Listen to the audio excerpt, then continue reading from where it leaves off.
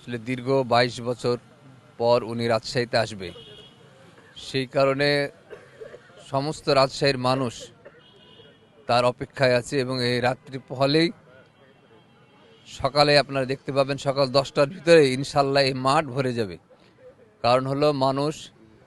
আমরা লাস্ট ২০০৪ সালে উনি রাজশাহীতে এসেছিলেন এবং রাজশাহীতে ইউনিয়ন প্রতিনিধি সম্মেলন তিনি করেছিলেন, যার মধ্য দিয়ে গ্রাম অঞ্চলে তারেক রহমানের যে সমর্থক তৈরি হয়েছে